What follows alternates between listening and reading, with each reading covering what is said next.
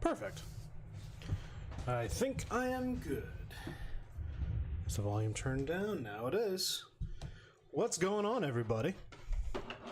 So I'm going to be recording this in a second, but I just wanted to give it a moment for the stream to make sure everything's functioning the way it should.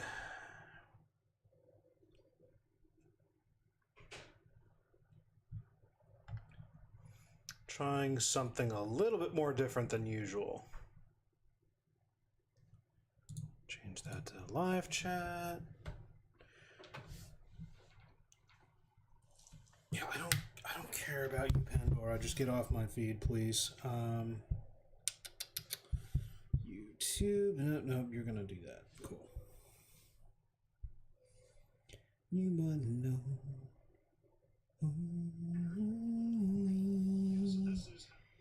You might know.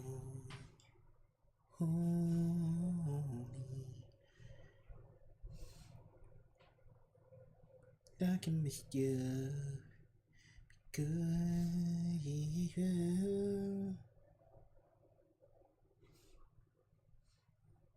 Huh. Interesting.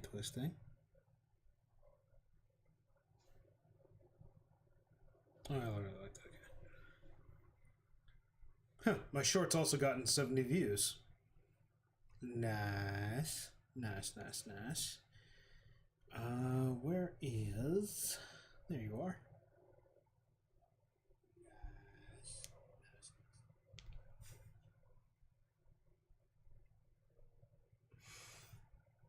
Probably are going to hear that right through the settings. Where are you? Yeah, there we go. And then change that to not top messages, all messages. That'd be great. That's pretty much it. Okay, good. Now I get to make sure that my stream is working for the most part. All right, and I should be set. I am ready for the most part to go. All right, so before I get on that, let me get into the recording. So I'm doing a recorded session for this as well as streaming. So I'm gonna be doing my normal intro. Don't panic. And when I do my intro, my outro, don't leave either. Alrighty then.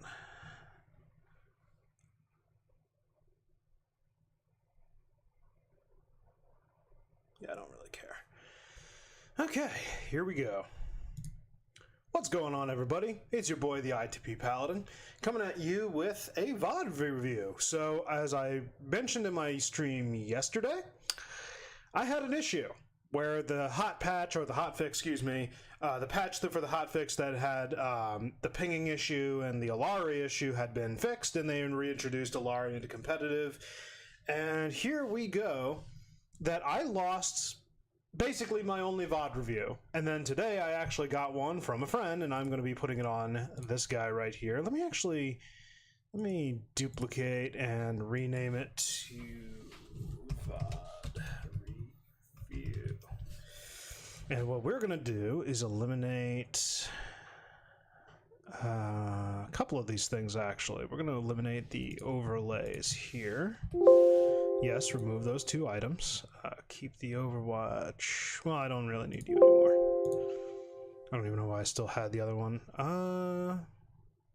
Yeah, if I need to shift around my camera, I'll shift around my camera, but for now, let's leave it where it is. I don't think it's in a bad spot.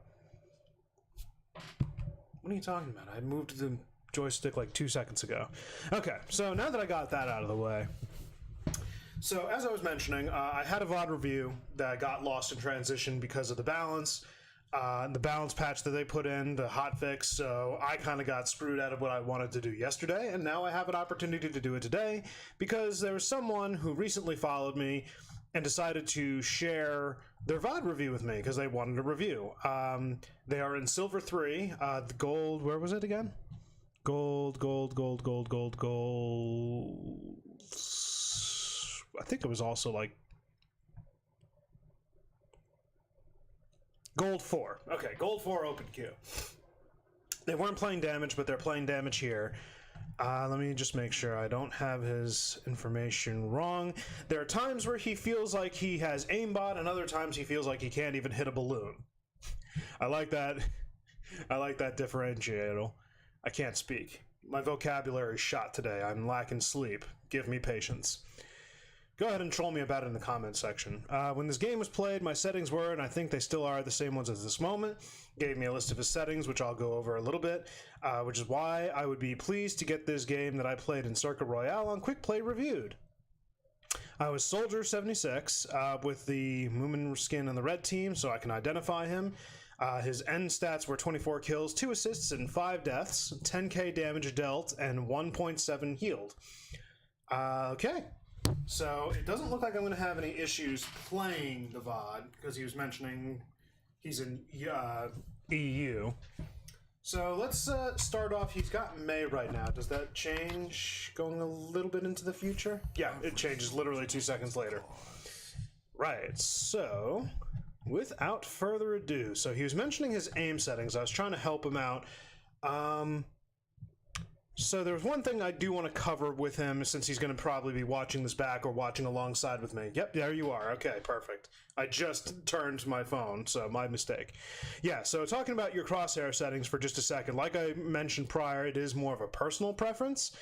You can really do whatever you want with your crosshair settings. What most pros or most players tend to do is put something like really tiny, like a dot or a circle with a little indent in the center, or heck, you could even do crosshairs. Shorten up the crosshair length and make it like, where's, there you are. Yeah, make it like that. That would even work. You don't have to do anything super fancy, you don't have to do anything super complex, you just need to, whatchamacallit, just have something that you can use. The recommended colors would be about the only thing I'd recommend, is to keep it something bright that differentiates it from the map. Also make sure that the outline opacity is on full, so that way if by chance you're looking in a direction of something that has a very similar color to your reticle, it differentiates. So no real recommendations there. Where's my glasses? I'm gonna go blind on this. Right, so with that being said, we can now go back. Make sure I have my control settings here for my VOD review, because I'm still getting used to that. Whoa. Well, okay then. Alright. I'm doing this in increments of 7. Okay, so here we go. Your team looks like it's going to be running Orisa as their tank. You have a Hanzo as your second DPS.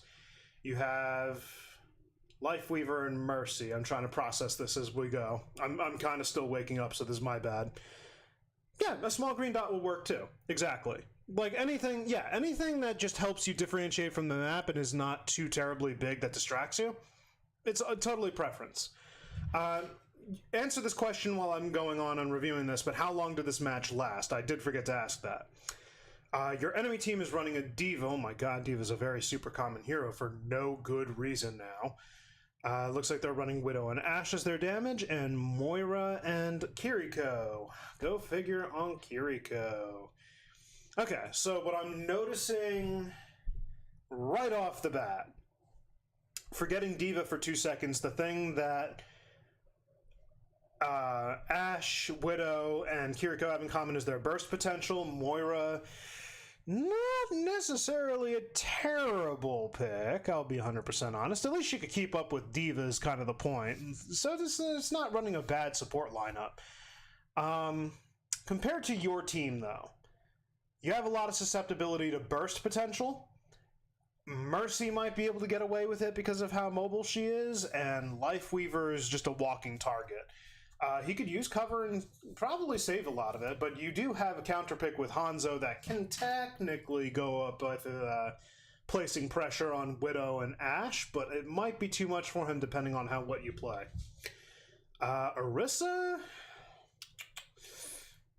I don't know about Orisa yet. I haven't played a quick play match ever since she received her quote-unquote buff. I don't know how she improved, how she fell. I don't know. I have to wait and see on my own thing. So let's put that menu down, and 3, 2, 1. Okay. Why is she damage boosting your Orisa? That's already like big red flag right there. It's not that Orisa can't benefit from a damage boost, but she has. Wait, is any of your other? No, Hanzo's still in the back. Yeah, she shouldn't.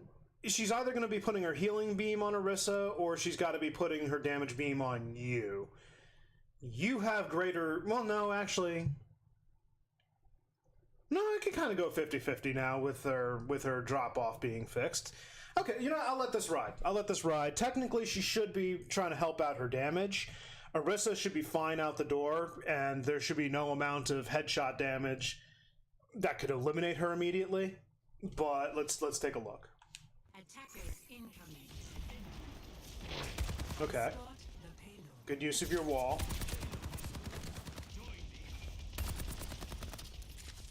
Yeah, I see exactly what you're getting at. So you're not doing... Okay, so let's just quickly note, you're not doing anything wrong. Even if you're not hitting anybody, the fact that you're firing in their direction creates pressure. And sometimes pressure is more important than actually hitting people because it causes mistakes. And it'll be like, oh, I'm getting fired at. Even if they're not receiving the damage, they're getting pressured. And that's good. So you're right now firing from inside a safe distance. You're backing forth between a wall. You're not peeking out too heavily, and the only real threat to you is the Widow in that top corner.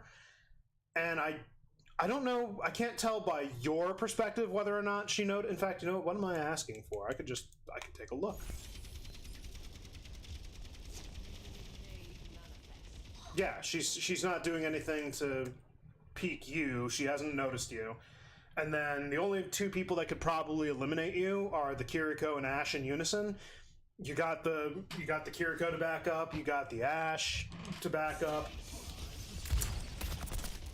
Good Helix rocket to strip the armor. Unfortunately, there's no major follow-up. Good. You're already doing better than most soldiers. You're taking an advantageous angle. That's good. Now, I'm not going to predict anything, but I am going to assume what you're about to do is just go to the side and then take the bottom fight. What most soldiers would do is probably go for where the Widow is, and that's probably, again, I'm not going to make assumptions, so you might be doing the right thing. But before you do it, I want to see how I'm rating myself here. So what you should do is go for that Widow. D.Va might dive onto her, but you're having your team's putting pressure, and D.Va's got to either focus point or focus you to save Widow. I doubt she's going to save Widow, but who knows? Okay, good. Good use of the wall.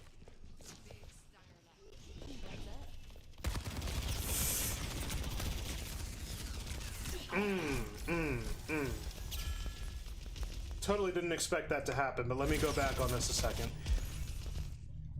I actually wanted to go after Widow, but... Oh, okay. Yeah, that makes sense. And that's pretty much exactly how I saw it. So, let's take this from a third-person perspective. Let me get into this room for a moment and get... This'll do as an angle. Okay. Too far. Okay, so Widow's low. And then... Welcome, Gabriel. Yes, I am. I'm doing VOD review as we speak. Actually, with the... You know, I probably should have asked this a lot sooner. Leonardo, it sounds like you're a dude, so I don't know why I thought your name was something different. I'm mixing up people I'm going to keep going. So, Widow's weak, and I don't think there's really any point to why you should have been sneaking around. But you're right, Kiriko came in and started supporting the Widow. I'm going to power through this.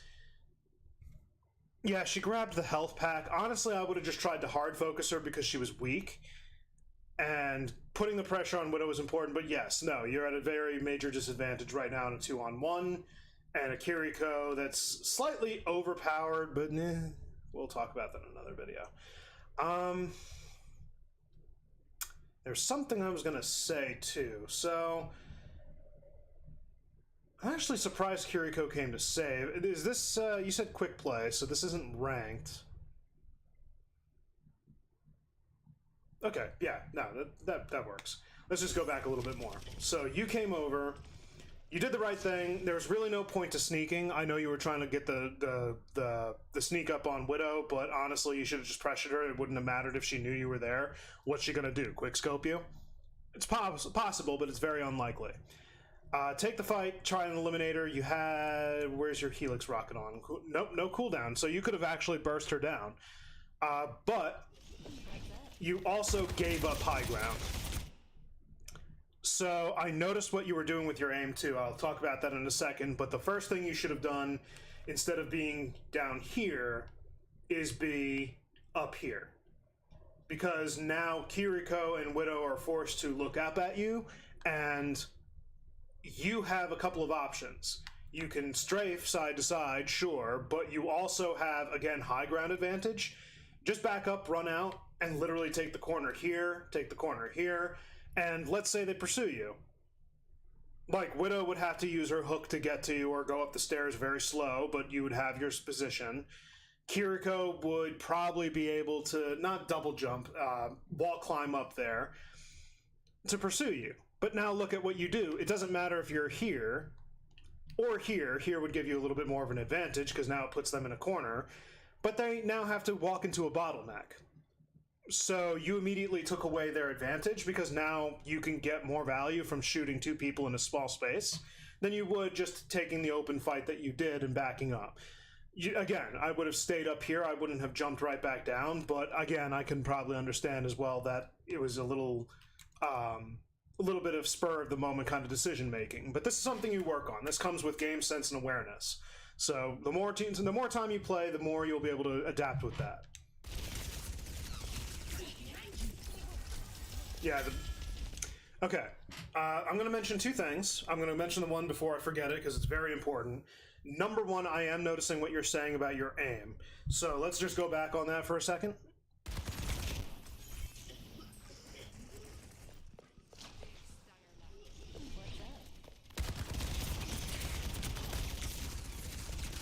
I'm noticing a little bit of undershooting.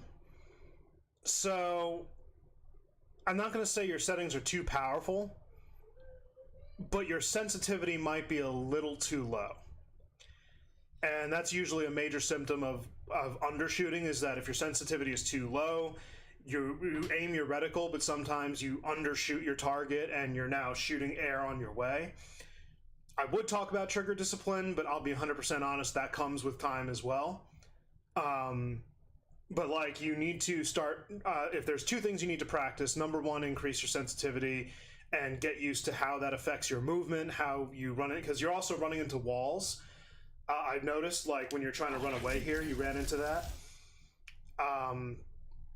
Once you adjust your sensitivity to something more comfortable, it starts to become a little bit more uniform. You get used to your environment, your movement around, and how you aim. So sensitivity, try adjusting that a little higher. My suggestion would be, like, I figured out that my sensitivity could work at 70 because that's how quickly I can process everything. Recommendation, start at 50 and work your way up or down if based on your level of comfort. And then the second thing I'm going to duly note, so now you're in cover. Who is right now oppressing you, and where are your teammates? So I don't see... Where's Lifeweaver? Oh, he's up. Yeah, no, he's up there. Shoot, why did I not notice him? Oh my god. I seriously didn't even know. Wow. Why is he even up there? I guess high ground advantageous. Yeah, no. Again, this is going to come with both comfort and gameplay. So it's not anything that I can tell you to correct right now. You just need to learn how to deal with the stresses and how to efficiently think on your feet very quickly. It's fine. So that just comes with time. There's nothing I could recommend you that would help you miraculously improve it. It just comes with time, and that's fine. Just be patient with it. There's no rush. The more you learn to control, the more games you play, the more it becomes uniform, and the more it becomes a little bit easier for you to make these decisions, split-second decisions. But the thing I will tell you, resource management is a big thing that I'm noticing for a lot of the lower ranks. A lot of the times you just waste your abilities without even thinking. And again, we go back on to the whole point like, oh, you were stressed. You tried to take out the Widow, and then you got ganged up on with their Kiriko, so you're forced on your way out. So here's the thing. You got out of the team fight. You're still pretty high up. Now, only one thing, kind of like a nitpick, and I'll say nitpick, is that you ran out toward the team fight when you need to get cover. And then your Kiriko and Widow were pursuing you, or your enemy Widow and Kiriko were getting there. But they obviously retreat. So now you're behind cover. Who's oppressing you? You have Moira and Diva on top of each other. The Ashe is so far back that she's literally doing nothing for the team fight. She's probably prepping for when the point gets pushed up, but your team's not doing any pushing at the minute.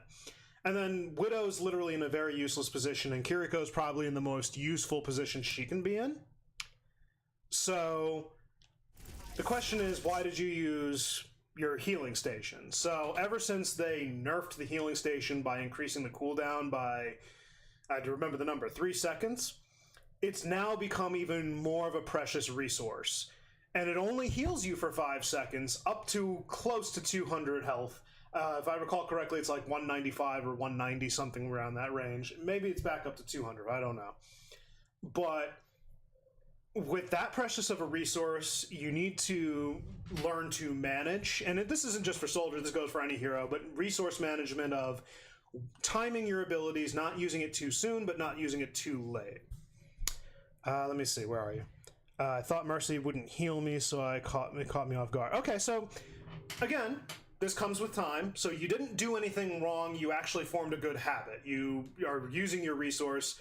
The problem is that it was a slightly badly timed resource, and you shouldn't be worried that your Mercy won't heal you. She's going to be looking for her team. A good Mercy will be looking for her team, most times than not. But again, look at the dynamic of the map. You just started the match. You know where the Widow and the Kiriko are. And you know that Diva and Moira, I thought that was Ashe for a second, but you know that Diva and Moira are back there. So who's pressuring you? Who's pressuring you to the point where you felt the need, oh god, I'm at near full health and I'm about to die? So again, this comes with time. No further nitpicking required, but good concept of placement, because you recognize, go behind a wall and then use it. So that's good. Points A for effort, but try to, in the future, with this advice, manage your resources just a little bit better. Because you're in a safe spot, nobody's oppressing you, you shouldn't have used a key resource, because now you have to wait almost 20 seconds to utilize that. God forbid you take an advantageous angle and you're away from your healers. So let's continue. Is that Widow back up there? Yeah, Widow took high ground again, and your team's making the push. So what I would do is go back up high ground and pressure the Widow again. Like, here's the thing. Kiriko can go and save Widow, sure. But you've got one of the best resources in the game, bar none. You have your sprint. You can get to places quicker than literally a majority of the roster.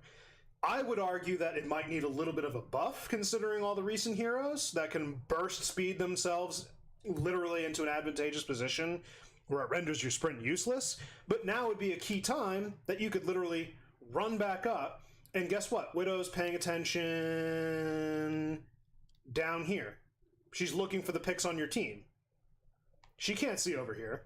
Let me adjust something, because I just noticed this is kind of bugging me.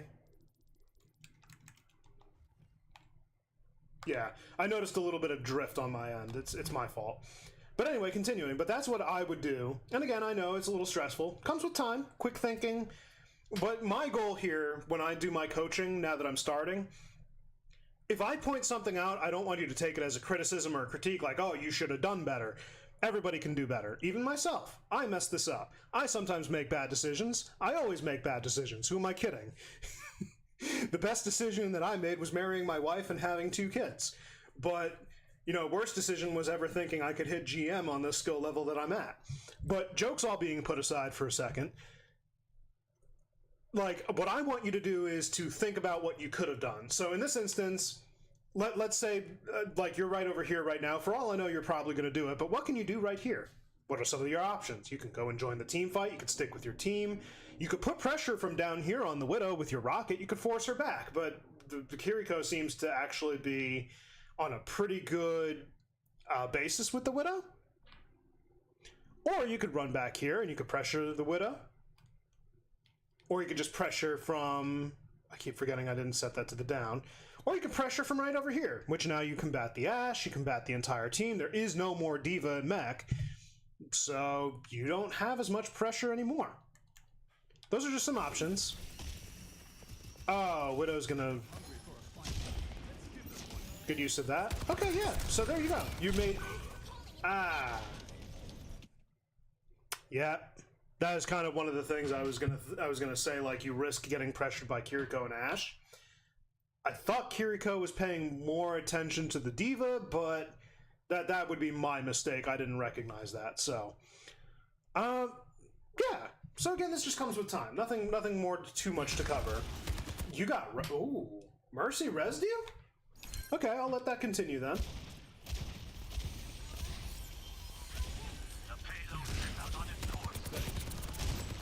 Okay. So this comes as a rule. I didn't see Widowmaker on one of the heroes that you want to play. So I'm going to assume that you don't want to play Widowmaker, but I'm going to give you a tip on Widowmaker that also helps with other heroes, especially Soldier. So Widowmaker's advantage. Let's go to Widow. So we're going to just go back a little bit. So see how she's playing the edge to try and get some headshots. She's minimizing her exposure to get a key shot on anybody who exposes themselves on the entrance. So something to notice about Widow's play. Let's hypothetically say that there's a Widow v Widow, that your team, your Hanzo all of a sudden turns Widow, and now they're Widow snipering 1v1, and the team's just doing whatever it is that they're doing. So Widow's now focused on Widow. One of the biggest pieces of advice that Widowmaker mains, or even professional players for that matter, always advise, don't take the same angle twice unless you know that you have the advantage. So translation is like, how do I properly word this in a shorter time span? Basically, you shouldn't take the same corner twice. What I just said. And you can take that advice with Soldier. But Widow over here can take the angle free. She's got no pressure. She's literally got nothing, and she's about to eliminate you. Let's get back over to you. So you get rezzed. So now you're staying in the corner.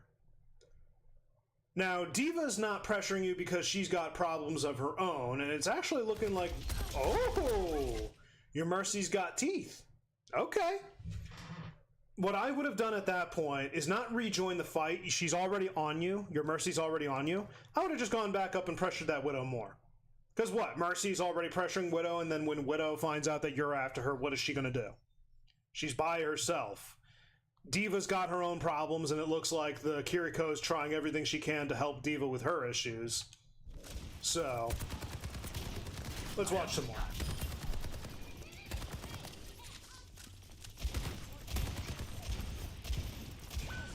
Doesn't...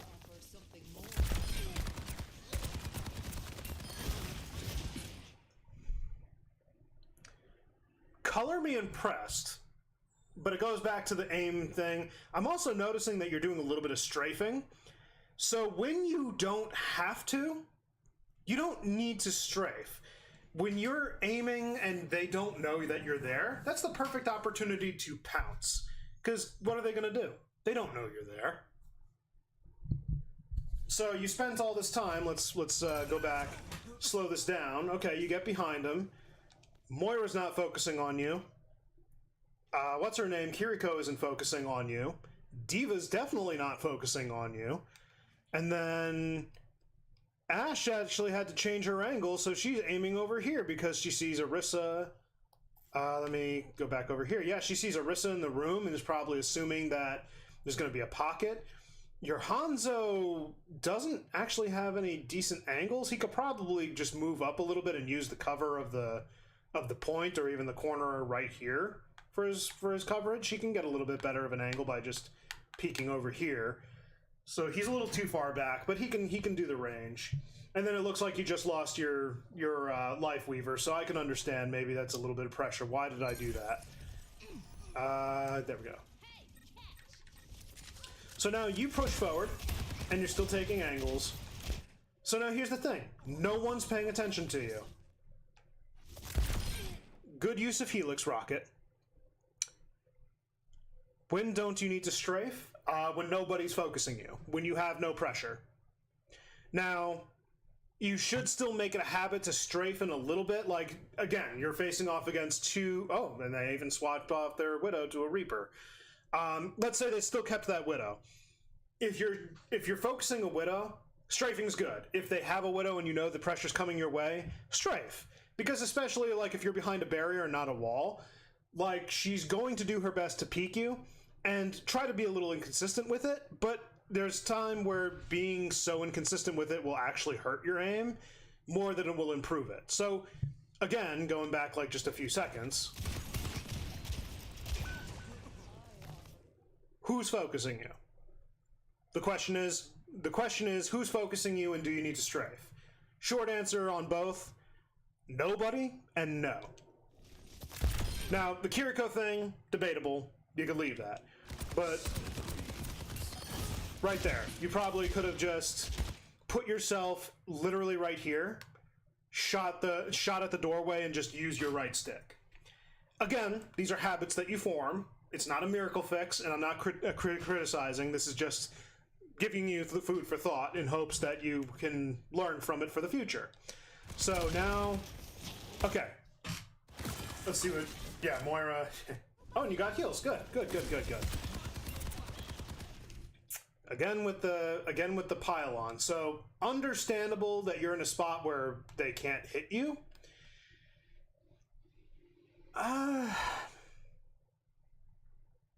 It's not necessarily a bad usage because look at your opposition's a Moira who threw a bubble at you, and Mercy has to go through a wall to get to you. Okay, so it's not totally bad. But again, keep in mind, resource management. You don't want to just keep wasting your only source of self-sustain. But... Heroes never die. Ooh. Bad luck on that. I move with the payload. Man, your Mercy's hyper-aggressive. Really hyper-aggressive. Quick note. Very good on your placement. Very good on your high ground taking. I wanted to mention that sooner. I was just waiting to see what was going on right here, but did they eliminate the Moira per chance at any point? No, it looks like she got away. Or she's in the midst of... No, she's on point. Okay. No, she's not on point. Where's the Moira? Oh, she's behind the Diva. Okay. So she's in the team fight. Okay, that's the question. So... Let's go back a second, because this is highly important. Heroes never die. Okay, so team fights with Moira. So you were just asking about strafing. So it's ironic that I actually have been able to put this into practice more than I would actually assumed I would have had to when I initially heard of it. But do you or do you not strafe with Moira? The answer is that it depends, but on a 1v1 where there's nobody else, don't bother strafing. Literally do not bother strafing. Because here's the thing. She can just look your direction and she'll most likely hit you. She's got a tracking beam target that she doesn't need to be directly looking at you to be hitting you. She could actually be a certain degree on literally any direction and she'll still hit you within that cone-shaped sphere. You, on the other hand, are an aim-dependent hero. So how do you take a 1v1 fight against a Moira? Stand still. I have found that I've actually been having a better chance of taking out a Moira because I would literally, no joke, stand still. Because when you're strafing, you're not just making it... Normally the point of strafing is so that you can make strategic movements that mess up someone's aim, like, oh, I'm aiming for their heads because the headshot's critical damage and it's hard to hit because he's bobbing up and down and going left and right. again, Moira doesn't have critical damage, and she doesn't rely on aim. Just stand still. Focus on your aim. Use your right stick instead of using both sticks. You can move a little bit, like maybe like micro spasms back and forth if it's habit, whatever. But in a Moira 1v1, there's no point. The orb's going to do what the orb's going to do. I'm still struggling to understand what the orb does 100%. So if she throws the orb, there's just no point in strafing. It's going to bounce. It's going to go do its thing. It's going to eliminate you a little faster. That's also another thing for your resource management. Save your healing station for critical moments like that, like God forbid you get into a 1v1 with a Moira. Guess what? She has the damage potential to quickly like get you down. She doesn't have burst damage, but her damage is very consistent, and she will beam you down very quickly. Your healing station will keep you up long enough, and quite frankly, again, the counter for her, like, she's going to automatically lock onto you regardless within a specific range. Don't bother hurting your aim at that. You're playing an aim-dependent hero versus a non-aim, like, maybe not by definition a non-aim dependent hero. Everybody requires aim to a certain extent. So if she shoots the orb, that's why you have your healing station. You just stand still. Just stand still. There's just no point. But in this in this point, your team came for the push. The Reaper got pushed. You wasted. You didn't waste it. You just accidentally launched it into the point instead of where your intended target was. That can happen. That happens to me still. No criticism, no problem. You took high ground immediately. Bonus points right there. I wouldn't say another instance where you shouldn't strafe. Actually strafing was a very good idea there, but you saw exactly how that kind of factored into your aiming on Kiriko. Kiriko's a small target anyway. Quick tip on that: I haven't been able to test this consistently, but supposedly she's got a bigger hitbox on her feet, and she is a very squishy support hero. You might want to give that a shot at some point and see. There you go. Perfect. You utilized your healing station properly. Good. Oh, you're getting solo ulted. Okay, so in the cases where Moira solo ults you out of your position, don't worry about it. Think about it this way. Resource management wise, she just wasted a key ultimate resource that can get past your entire team. Like, there's literally nothing anyone can do to block her coalescence. She just wasted an entire ultimate to take you out, and you are not your team's win condition at this moment. You are not providing as much as you could be, but again, that comes with time. But I'll explain more as time goes on. But if she solo ulted you, that's fine. Quick note, though. If she launches it and she doesn't pay attention to you, pay attention, like, if she's going for you immediately. Don't blow your ult, but your ultimate outdoes the damage of her ultimate. So you can literally, and in this case, she becomes aim dependent. So now you can actually put your healing station down and strafe. Just do long strafes in this instance, because now she's got to keep up in a beam. So do, like, long strafes, and use your ultimate, and you can kill her quicker than she can kill you in that instance. Unless she threw her orb, which she obviously wasted before she did her ultimate. But yeah, just a little fun fact right there. You got rezzed again? Oh.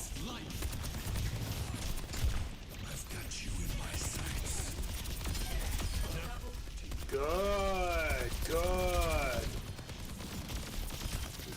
Ah. Okay, let's... Whoa.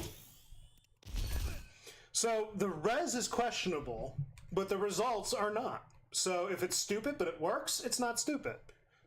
So, here we go. Good use of your cover, immediately went into a safe spot and got the station. Good job. He uses his ult, which sustains the team fight. That's also good. Where is... Okay, your Hanzo's still too far back. Kiriko is now trying to go for him, but failing. So one thing that I will duly note, and you got away with it scot-free, but for future reference, never try to go face-to-face with a Reaper unless you're sure that you could hit your shots quicker than he could hit his. And even with that confidence, he can still burst you down very quickly. So just remember that for future. But he was practically in your face. You were in each other's faces. And you got away with it. No problems. I've got you in my sights. Now, questionable ult is questionable. But again, if it's stupid and it works, it's not stupid. You eliminated one of their major supports and eliminated, maybe not one of their major damage. I don't know how the Reaper's doing. They just recently swapped. But Diva over here, the reason I say questionable in the first place is not because of them. It was because of Diva. Diva's defense matrix can essentially render your ultimate useless. And it's actually a wonder that she didn't eliminate a good majority of your ult while you're shooting at her. But now I'll go back a step because key ultimate is key. No complaints. But I do have one criticism that I hope you take to heart. This is going in line with what I mentioned prior about your trigger habits, your trigger firing. So let's slow this down. Diva's out of her mech. She has invulnerability, so I don't know if you're aware of that. They buffed her jump out from her mech so that she's invulnerable for a set time. So now she's invulnerable. You're wasting your shot, wasting your shot, wasting your shot. She's not taking damage. Now she's taking damage. And now you reload.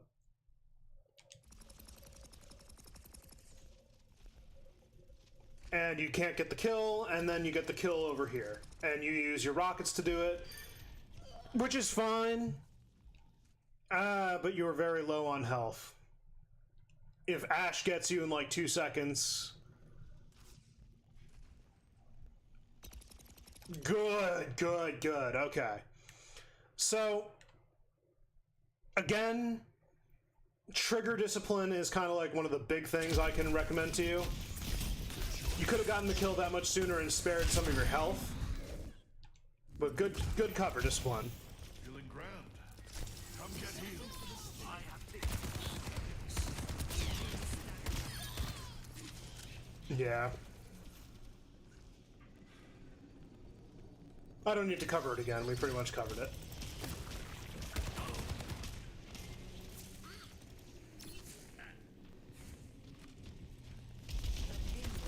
Good stuff.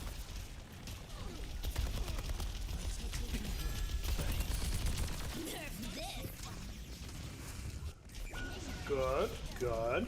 Payload secure. Let's strip her armor. Payload secured. Move out. I'm here.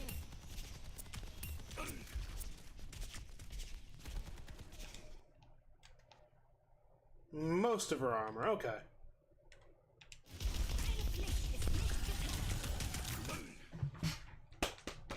Good stuff. You're doing better with your placement.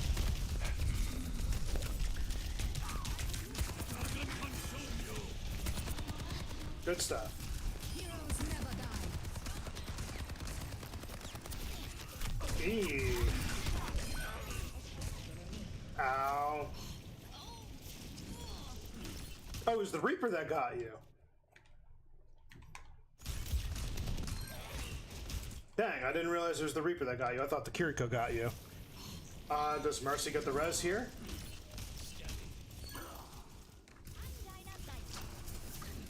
Man, she's been rezzing you on point. I'll give her that. I thought she was going to res you again, which is why I waited.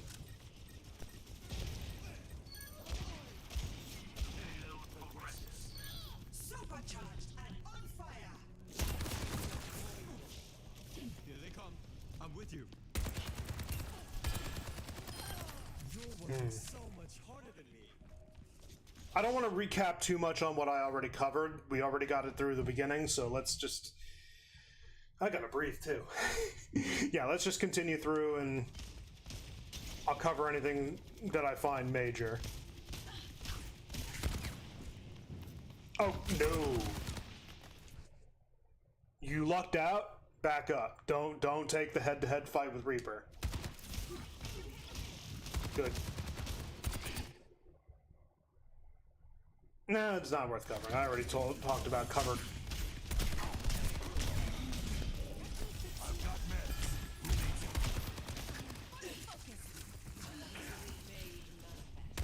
Good stuff. You're taking cross angles.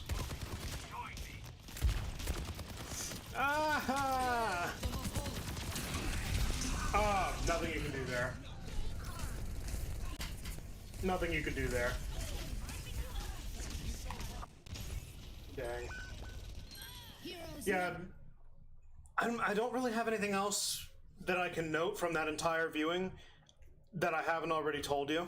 So let's just continue on with this one. You did good, though. I will give you this. One other compliment, you are trying to take aggressive angles so that they have a choice to make, that they either take on your team or they take on you. Now, what they probably do or don't know is your accuracy, but we know it. So once you start fixing your aim, it'll be a lot more noticeable of a change, and you'll notice that you'll get a lot more value. Again, we're going to work on that together. Okay, going with your Hanzo, good. Is this a back cat? Oh my god, they're back. You're back. No! No! What are you doing? What are you doing? Oh my god! What are you doing? You got their attention! Don't. You gonna do it? No. Good stuff. You didn't burn your ult. Good, good, good, good, good, good. I don't Get out! understand your generation.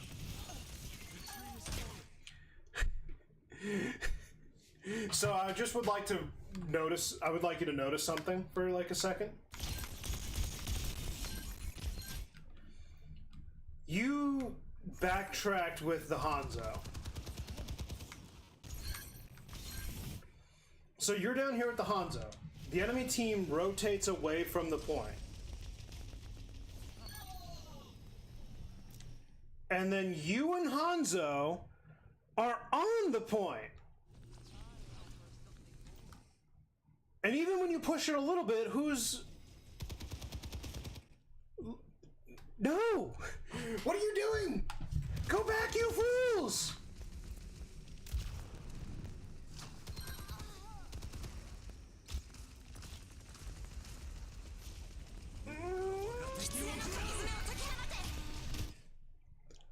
So, it's not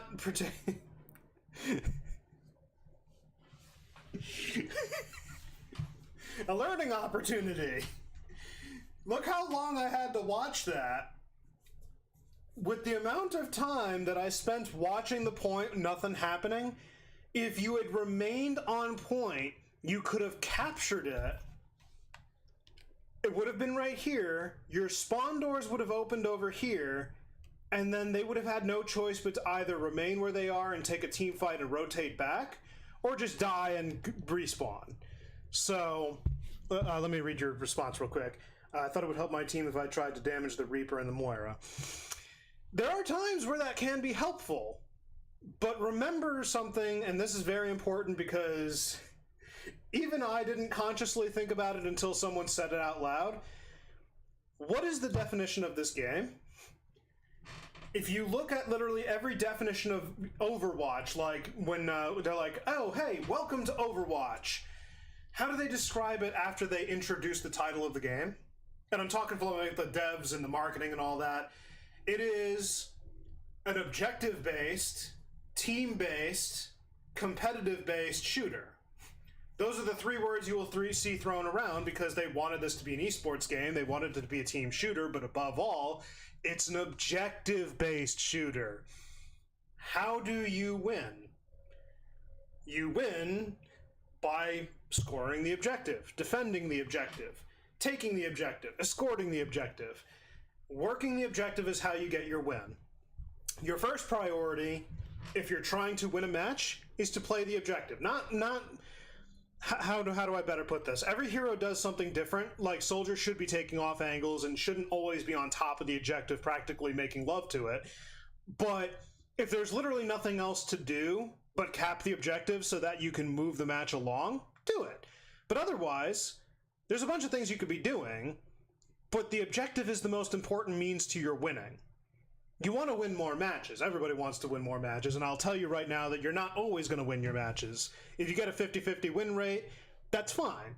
In fact, actually, that's ideal, because then that would mean that you're normal. You're not below normal, you're actually pretty average, and that's good, because then from there, you can work that way up. But playing the objective, again, look, like, this is how much time was spent on a fight that, you're right, you were trying to damage the Reaper and the Moira to help out your team, sure. But what else could have helped out your team? Escorting the objective so that even if you died off and lost that team fight, like, let's say worst case and best case scenario. Best case scenario, your team survives long enough and you score the objective, then that means that if they do die off later, then they spawn right here. But if they win, the enemy team is now heavily out of position. They are no longer on top of the objective, and you can keep pushing that as long as they're focused over there. They'll die, and then you'll just move the team fight. Worst case scenario, your team dies in that confrontation. Where are they? They're all the way over there. With the time that you spent putting pressure where it wasn't needed, you could have put that objective right here. And then again, worst case scenario, if your team died, guess where they're spawning? Right behind you. Right behind them. You'd be spawning right from here. And then they would have to rotate back to now play the defense and possibly push themselves a little further back, take the advantageous position, take the high ground, whatever. But now your team would be here. So, fun little learning opportunity. It is good to put pressure. Don't mistake in this. You had a very good mentality, and your thought process is completely understood. Putting pressure on the enemy team, winning team fights, so on and so forth. But remember, it's not always just about the team fight, it's about the objective. And you had a prime opportunity alongside your Hanzo, so it's not completely your fault, and I'm not trying to make it seem like it is just your fault, or like, oh, how dare you, like, learning opportunities. Understand that, again, I want you to be able to think of this on the fly. Now that it exists in your mind and that it's been explained to you, okay, keep it for next time. I'll remember that. Oh, hey, I run into a similar situation like this. Oh, boy, I could put pressure. Oh, wait, nobody's on the objective. Let me take the objective and then I can get more resources for my team. Remember, it's a resource game. What a better resource do you have to win an advantageous team fight or advantageous position than to secure a better position for your team? So again, it is what it is. It happened. Learn from your mistakes. And then you have this, the Reaper's on you. Honestly, how did he not get that kill, actually, is my question. So if he teleports on top of you, which is how he...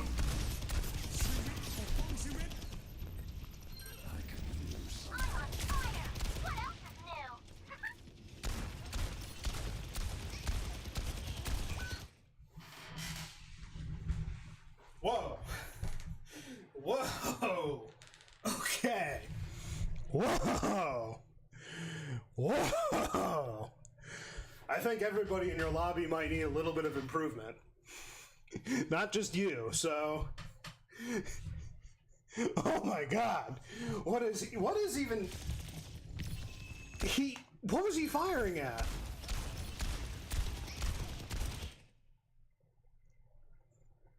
Like, I kid you not, here's you, let me see if it's on camera, here's you, here's where he's flicking to, it's fire, fire, fire, fire, it's not even fire, fire, fire in your direction, like, he's not hitting you at all.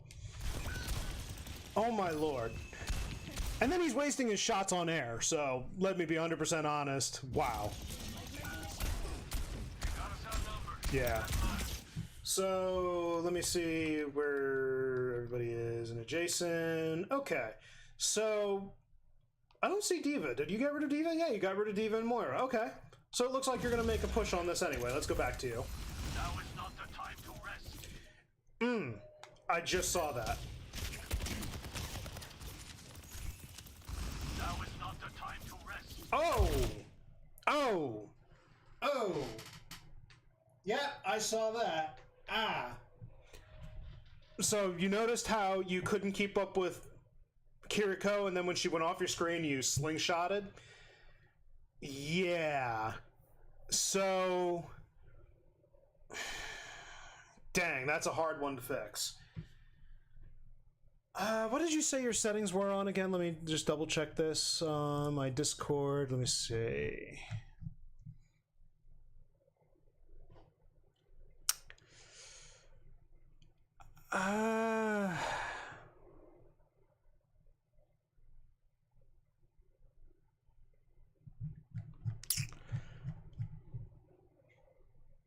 I need to watch this more. I need to have a figure. Okay, good kill on McCree. Getting sustained by your Mercy, which is good. Push with your tank, and good stuff. Oh, they're back on the point. Ah! But it looks like they're actually getting a good push, so... Ooh, hold up a minute. Let me rewatch that. Got D.Va out of that. Yeah, his mistake was not using his Wraith properly, and he went into a team fight without an expectation of getting out alive. Yep.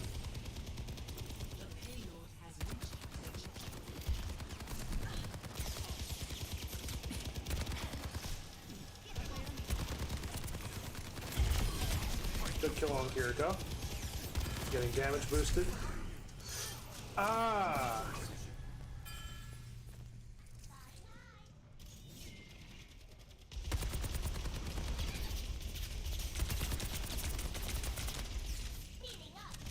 Yeah, I can tell that there's a loss of control on your aim. There's not...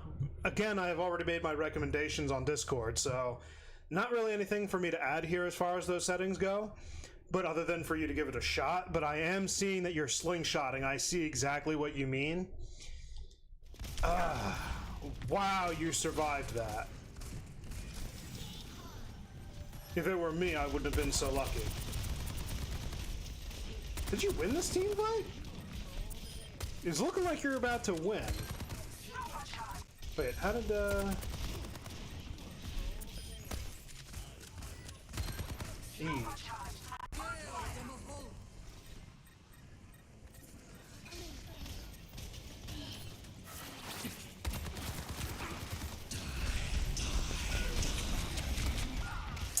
there's no surviving that. That's fine.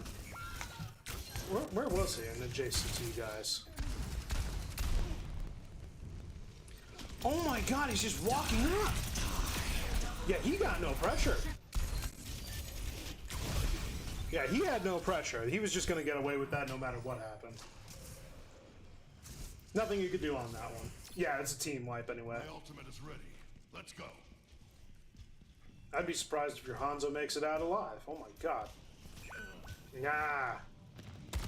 Heroes never die. With how much they're pushing, I wouldn't have gone forward. Oh my god, yes! Another moment that I'm extremely happy with you about.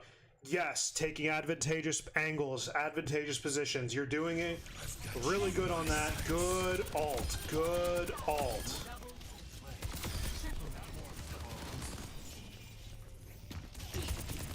So, only one critique, and it's not even a bad critique. It's more like, here's what you could do to improve upon it.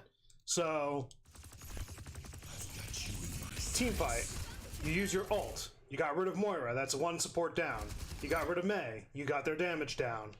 You got their D.Va down. They now no longer have a tank. So you literally eliminated one of each role. And now you have their Kiriko. So, this entire time you're back here getting that, what you could have done to improve upon it was that the moment that you got your biggest opposition out of the way, which was Mei, who's left? Move forward, move forward, move forward, move forward. You would have been able to shoot her if you moved forward right here. You would have still been locked if you had just kept going, because your team is winning the fight, you're making the push, Reaper's not on you. And again, this is more of a positive critique, like, hey, you did great and it's got value, and that's the important thing. You got 3 kills. 3 very key kills. They no longer have a tank to sustain if D.Va got back in her mech. You got rid of a stall on your point, which was Mei, and you got rid of Moira, who's a nuisance to take care of. Technically, both are a nuisance, but Moira can be just that much more of a nuisance. So you did very good in getting rid of everything. I just would have pushed forward. Ah. Ooh. Good kill on your part. Ah. Dang. It is what it is. Good use of the high ground. Good stuff. This has kind of been a hard point for me to kind of, even myself, figure out how to best utilize angles and positioning. I would have definitely taken the angle right here to at least get the high ground at bare minimum right here. And the reason I say right here, bare minimum, is for 2 reasons. Kiriko can climb up, and she can pressure you alongside Reaper teleporting and D.Va diving you. So from here, they would have to commit closer to your team to do it, and then all you can do is just run back. You'd be able to make that before they killed you. That would be the one thing. Over here is not bad, but who are you shooting at? Alternatively, you could have been a little bit more aggressive and take a semi-low ground, or you could have gone maybe over here and taken this high ground, which would give you their entire area. But there's no risk to them diving you. Let me read what you wrote. Yeah, that moment. Oh. The stupid emotion. I hate this thing. I hate this thing so much. Can I disable it? Auto stop. Where's the freaking. I really need to get rid of this reactionary crap because it's just interfering with me viewing my comment. Yeah, that moment when I couldn't hit the Kiri escaping hurt me. Yeah. So like I was mentioning, again, it's a positive critique. Just move forward. You won. Your opposition's gone. The Reaper's about to die. He's already taken care of. Just walk forward. It's a very minor critique, and it's a positive critique like, hey, you did everything right. Remember, you got 3 kills. If it's stupid but it works, it's not stupid. You got value. Just walk forward. And it would have been that much better. So like I was saying, you could take the high ground. This isn't bad high ground, but what are you able to shoot at, and what are they losing by you having here? By taking this angle up here, you now have an overview. You could eliminate the rails, it doesn't really matter. You have an entire overview of everywhere they can go, and they would be forced to play into the corner down here, or they would dive you.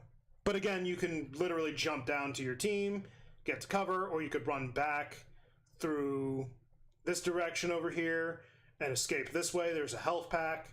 So this high ground, it's not bad, but it doesn't offer as much as the others could.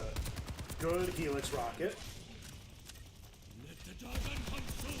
Ooh, he put a good dragon.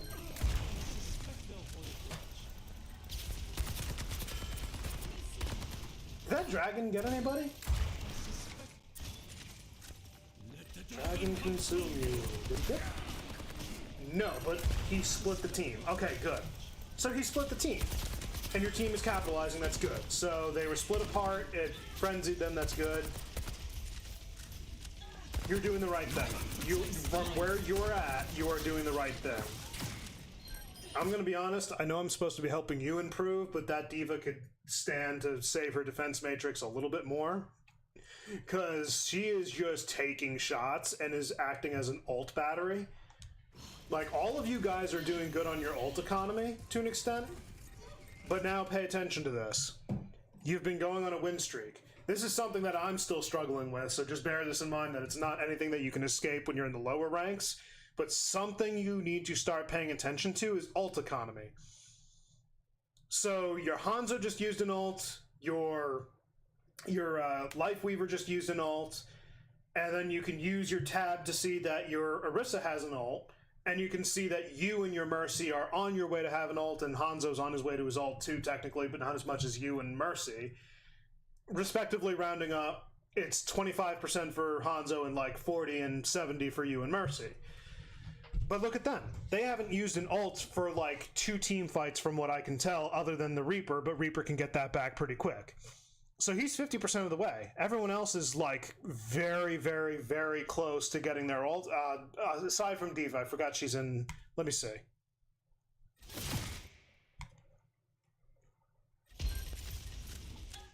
Yeah, while she's still in her mech, she's about 60%. So you're a minute from there, they're saving their ults for the end. Again, this is something that still happens in the middle ranks, working their way up to Diamond, and heck, I've even heard it from Masters from time to time. You're still going to run into the ult economy issue where you don't... Like, you're obviously never going to know that they have their ult, but you can figure, like, hey, if I haven't seen anything for, like, 2 team fights, they might have gotten it by now and are holding it. And you should be playing a little bit more cautiously. Remember, this is the final stretch of the match. They're about to get their ults, and you just use 2 to push the pressure from going this corner here to this corner here. So chances are they're now holding ults. But yeah, Diva's acting like an ultimate battery for everybody. She could stand to use her defense matrix a little bit more reactively. Okay, good. Yes, good. I was really hoping you made the right decision there. Take cover. The tree's gone. Yes. 60 seconds remaining. Oh! Heroes never die.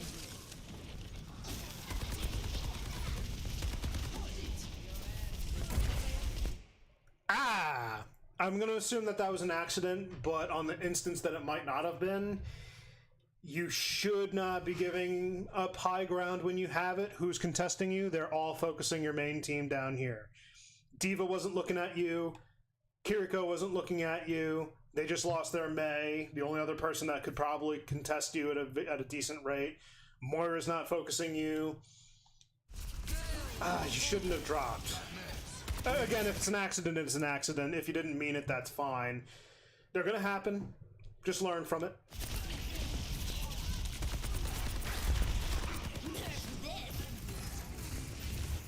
Oh!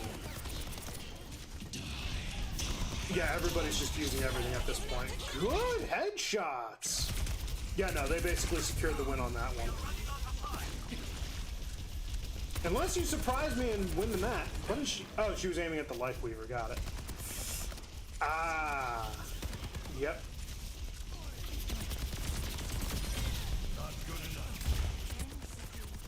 Eliminate your opposition. She used up the wall. Good all.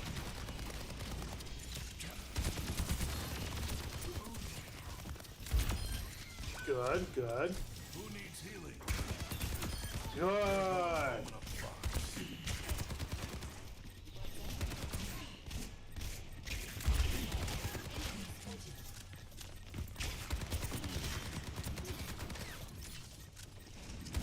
Out of the room! Out of the room! I mean, both of you can't hit shit, but get out of the room!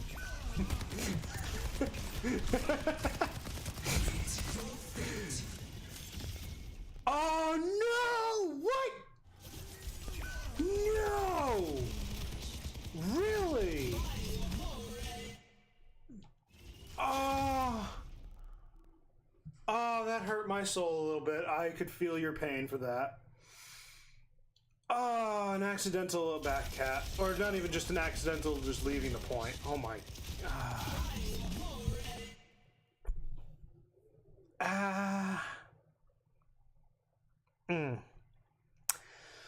So, overall, I'm going to admit to you, that was actually not bad. Because there's a lot of pros, a lot of cons, sure, enough to learn from. The biggest takeaways, your resource management, which is literally your abilities, but your abilities had some decent use to them later on in the match, so maybe it was a warm-up? I don't know. You tell me, based on your experiences. But not just your resource management as far as your abilities go. Remember that you have 2 other resources that much less people talk about. Your health and your ammo. If you are wasting your shots, you are using up a critical resource to get your eliminations. So you need to be doing yourself the favor of managing your resources just a little bit better. That's something maybe you could work on. Just maybe on one of the coming days, take a day where you're like, okay, today I'm going to focus strictly on my resource management. Like, I'm not just going to blow through every ability. I'm going to try my best to pay attention to where and when I use my abilities, to how and when I use my ammo, when I reload. Make sure that I'm not low on health before, or make sure I'm low on health in an emergency situation before I use my pylon, or whatever hero you decide to do with whatever abilities. It's how you relate it. Another good thing, your positioning. I don't need to tell you that you're doing better than most other people would do on Soldier, because I've seen even golds and plats not take advantage of positioning. Like, you don't always need high ground, but you've done a good job that when the team fight was going and it kind of came to a balance where nobody was eliminating anybody else, you took very good off angles. You took very good high grounds. You took very good advantageous positions for your character, and nobody would focus you. You basically was free range. So your positioning, you're on your way to improving that very well, and I like it. So don't change what isn't broken, but obviously remember that you can improve upon it a little bit by maybe working for something sooner, and maybe work on not kind of like how you dropped on accident. That comes with the match, the map. What's the word I'm looking for? Not geometry. What's the word I'm looking for here? The map build. Like, you were on the edge, you probably slipped off. Again, you would need to tell me if that was intentional or not, but you dropped off and you probably should have stayed. Not just about getting into position, but keeping that position, and when nobody is pressuring you, don't bother running. If nobody's pressuring you, you're in a good position, stick it. And then last good thing I can tell you that I noticed was... Okay, yeah, I figured you fell off. Yeah, I wasn't figuring you did that on purpose. It looked like it was an accident, but I didn't want to be alluded to. Last good thing that I noticed was a good awareness of where your team was. That's pretty good. This is job related. I have to read this real quick. Someone... Okay, no, that has nothing to do with me. Yeah. A good sort of awareness of where your team was. Like, again, you mentioned to me that you didn't know if Mercy was going to focus you, but you were with your team, and you had a decent enough awareness where it wasn't like, oh, I don't know where my team is 24/7, I'm just off doing my own thing. Again, it gets a little bit more chaotic when you start hitting gold and plat. Now you start facing microaggression where they're literally hyper aggressive in everything, so that's something you got to look forward to. But again, you had a decent awareness of where your team was. Whether or not it was conscious or unconscious doesn't really matter. Again, those are some of the big pros that I've noticed. Now going into the cons, the things that I think you do obviously need to improve on. My baby's really happy, even though it's nap time. The biggest thing that I can note kind of goes back to when you had that instance at the beginning from between first point and second point, where you I'm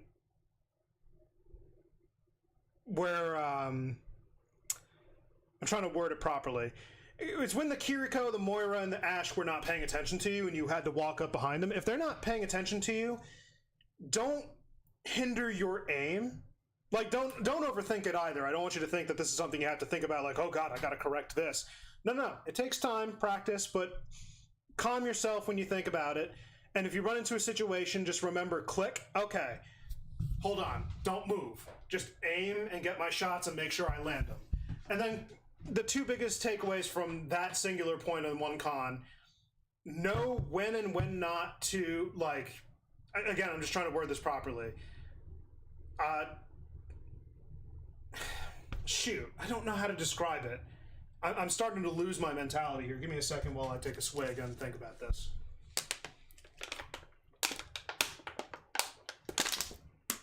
It's bad when you're losing yourself.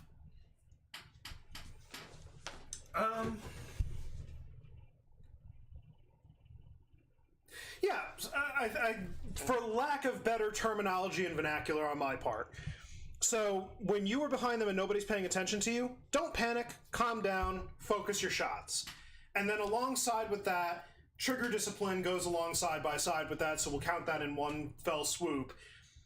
Not just to relax yourself when nobody's pressuring you, but also to practice your trigger discipline, and I'll quickly show you kind of like a rough idea of what it means to have that trigger discipline.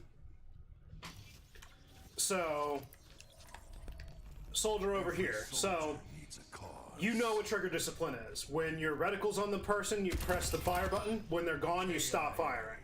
So a lot of the times I was noticing it was a lot of trying to follow target, follow target, follow target. Oh, and then you get the kill. Okay, you got those times, but then there's other times where it's like, oh, trying to track, and now I'm out of ammo and I can't secure the kill and they escape. So trigger discipline is, if you're not on your target, let go of the trigger. And it's going to take time, I figure.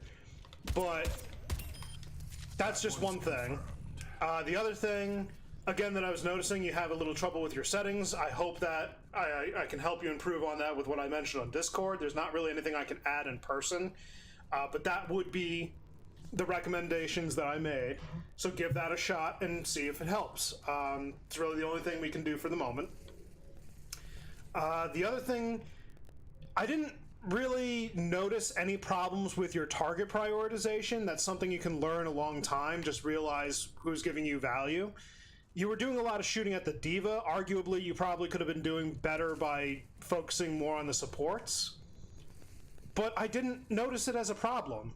Like, everybody was not technically in a decent aim area either. A lot of the Reaper shots weren't hitting. I could only imagine what Kiriko and Ash were doing for a time before they changed. I could just imagine how everybody was aiming, like the amount of kills at the end of that. All in all, though, again, target prioritization will come with time, but it wasn't bad. So it's not really a con or a pro. Just be aware of something for the future. I'm not going to bring that up and make you think like, oh, this is something I got to focus on. No, you're good. Target prioritization, ability usage. Again, we already talked about resource management. So here's what I would recommend you do on top of trying out the aim settings. If you're still playing competitive, power to you. If you're comfortable in the gaming environment, power to you. It's going to change in Season 9, so I wouldn't be dedicating so much more time towards the end of the season, because you might get a couple of people that are panicking into Season 9. So just be aware of that. You might want to try playing some more quick play. But quick play is the mode where you can make more mistakes and not worry about the repercussions, because what do? You lose a match. What of it? But what I'm going to recommend to you is that when you go into your quick play matches, take a day in your week. I don't know how your play schedule looks, but just take one day out of your week. You just play quick play. Select like 2 or 3 heroes. You don't need to have your entire pool that you mentioned to me prior. I'll talk about that in a moment as well, but you don't need your entire pool of heroes to do this. Spitballing, Soldier, Sojourn, maybe McCree. It's up to you if you want to do him, but who else did you mention? I just want to make sure I don't leave that out. I mentioned... asked you what heroes you played. Oh, I went down too far. Here we go. So you said Ashe, Bastion, Genji, Junkrat, Mei, Tracer. I'm going to recommend you take Soldier, Sojourn, and... Oh, okay, so you play Sombra as well.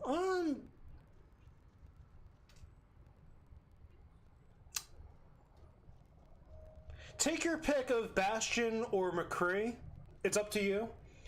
Mei, technically, in fact, Mei's a little bit more ability dependent, and what you're trying to do is resource management. So, do you know what? Technically, take those 3 heroes that I mentioned. So, Soldier, Sojourn, your pick between Bastion and McCree. Heck, you can include them, and if you want to include a 5th, do Mei. Take those 5, and practice resource management, practice paying attention to when you use your ability. Like, don't try to make the corrections before you understand, like, okay, so yeah, I like that song. Like with May, heavily resource dependent, so if you're in a match, I don't want you to think, overthink, place my wall, the diva bomb, my wall went down and now you're dead. Don't overthink it, but rather, you're in a match, you're playing cautiously, and take note of, okay, did I do everything possible to utilize my resources as properly as possible? Was I doing everything within my power? Was I doing what it took to make my resources work for me? Now you can't die. And your team is walled off, use it properly. You know, just pay attention. Like, don't make corrections, just pay attention. Step one is recognizing that there is an issue. And then the second step is making the steps towards correcting that issue, whatever will follow. But the first step in solving any problem is literally recognizing that there is a problem. The good news is you recognize the problem and you're having someone view it over with you. Now that you know the direction that you should be taking, now the best thing that you could be doing, actually two things I'm going to recommend. On top of taking one day, this week, next week, whenever, do it whenever, maybe once a week you can do this, it's up to you.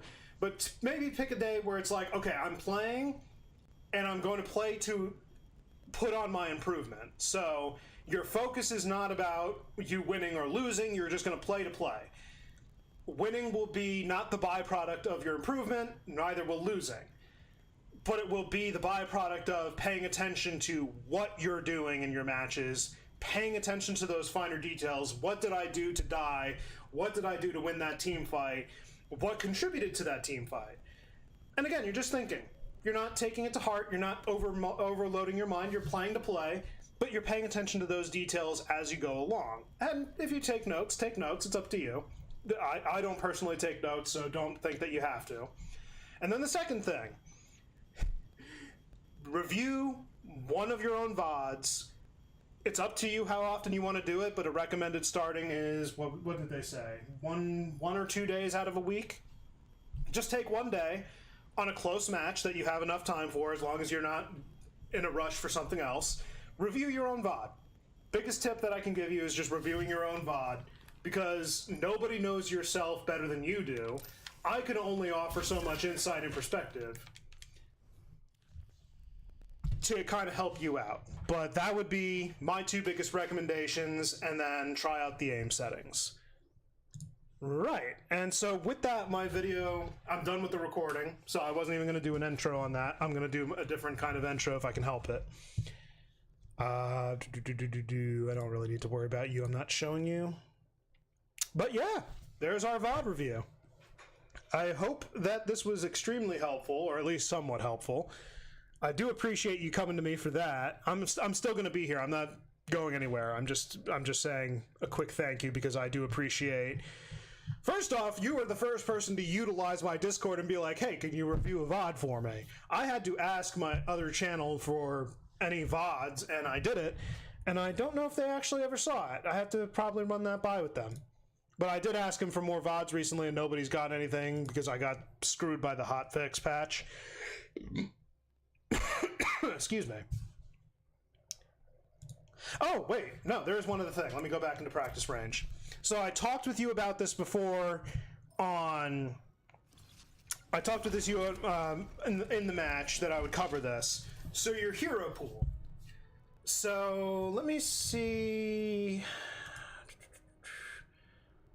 Media file. Let me see if I can find that image. Is it here? No, it's not here. It's not in thumbnails. No.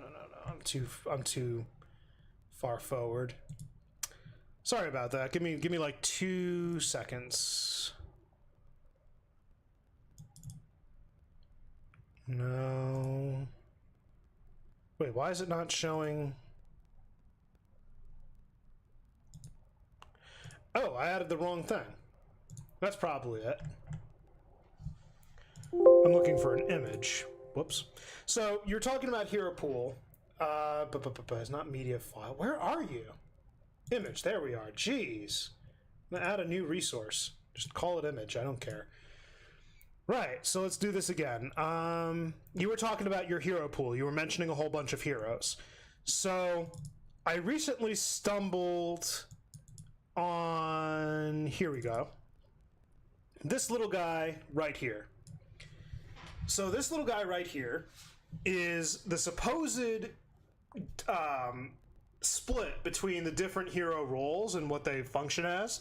So you see tank, you see main DPS, flex DPS, exceptions to the rules. I'll explain that in a bit. Main support and flex support. So the guy who made this video, who initially shared this, I'll go find his name for it before I upload this, but he's the one who shared it, and I forgot how he exactly worded it, but essentially, when it came to the Overwatch League, he was noticing the pattern of selection of heroes. So you would never normally see like a Hanzo and Ashe, or a Hanzo and Sojourn, or a McCree and a Soldier. You would never see those combinations, but you would see combinations like Hanzo Echo, or Hanzo Mei, or Junkrat Soldier, or Genji Tracer. You would see these different combinations. And he placed it in, like you mentioned it before, in theory. But the idea here is that there's no more main or off tanks anymore now that there's only one tank. They're all main tanks. But the main DPS. So the way that he pooled it, it made enough sense to me, is that they divided it into two criteria. And the first criteria for damage, let me pull the image, was based on the weapon type. So it would be hit scan or projectile. Now, this wasn't the only determining factor of what set apart a main DPS or an off DPS. It was that, expand that just a little bit more, is that most likely, if you were a projectile hero, you would lean more towards flex DPS, where if you were a hit scan hero, you would be leaning more towards the main DPS role. However, again, that wasn't the only criteria, because leading along with number 2 is ability reliance, and within a combination of those two would now determine if you were a main damage or an off damage, or flex damage. So ability reliance, if you were high reliance on your abilities, then you were most likely going to be a flex, versus if you had low reliance on it, then you were a main DPS. And so you see that he's comparing Genji and Ashe, but if we go back to the list and select the main image, let me shrink that again, sorry about that, different image sizes, you see that you have the heroes that you mentioned. In fact, you are well aware of the heroes that you mentioned. This is why I said you had a very good hero pool, because now look at this. You have Soldier, you have Ashe, McCree. I didn't see Hanzo, I don't think. Let me just make sure.